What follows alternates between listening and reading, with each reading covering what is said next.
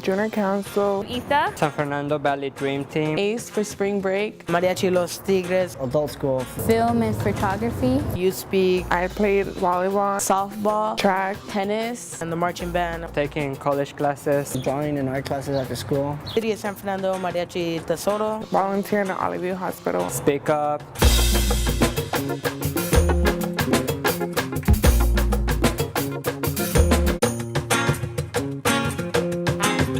Now, a lot of problems that teens actually face is some peer pressure, little smoking, some drugs, some drinking, alcohol consumption, partying, sex-related, teen pregnancy. Peer pressure can lead to a lot of things. Some troubles that teenagers go through is sex, drugs, peer pressure, and their grades, most of all. They are always being constantly bullied, and people aren't who they're supposed to be because they pretend and act to be someone else even though they're not. Hello, my name is Andrea Pisano and I am what you consider a youth. I am 17 years old and I am a junior at Vaughn International Studies Academy. There are many people in my community who are doing great things for the youth like me, and I'd like to introduce you to a few of them. I believe that, again, youth development programs help fill the gaps.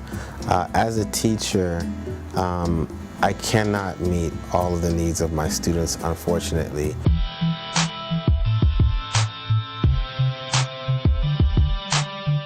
What I think makes a really good after-school program or a really good youth program is when the youth themselves get to be involved in not only designing it, but running it too.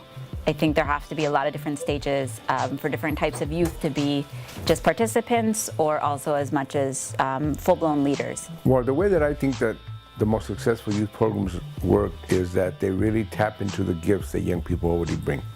In other words, I think young people have great passions, capacities, talents, interests. You need to tap into those already, because the problem is when you have youth programming run by adults, they tend to fold them into what they think youth want. And also what makes it successful is not just the students and the people and the coordinators, it's the city, like anybody who's going with it.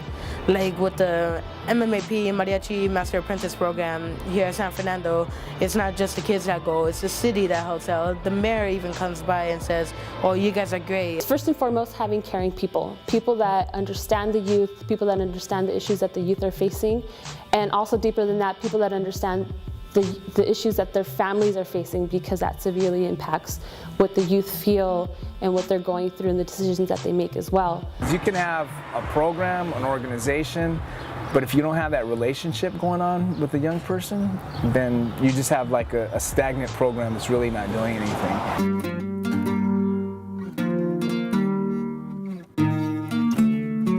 I think adults or mentors or any specific adults should treat us teens like we're worth something, like we're also like in their level, we're equal to them, not to treat us just because we're kids and younger that we don't understand anything.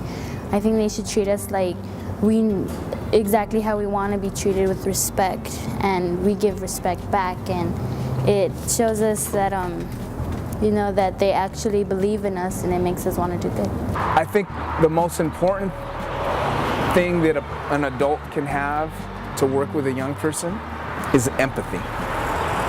To empathize with what a young person has gone through, to understand the road in which a young person has gone through and are now in front of them with. If older people don't see their own reflections in young people, then we're not going to be able to move forward as a society, because we oftentimes say, oh, that child, he's just crazy, or that's a monster. We don't see their own pain as our own pain, and our mirror reflections. I think schools and programs simply need to give students more of a voice and really give them space to simply talk. Some of the more successful work we've been doing has just allowed students to sit down and talk, sometimes with an adult present, sometimes not, but to find the support they need. And that sort of impacts schools and communities and programs, because they have to free up the time and the space to allow that to happen and have the trust that the youth are doing something. Treat us teens with respect, and like we have the power to do something.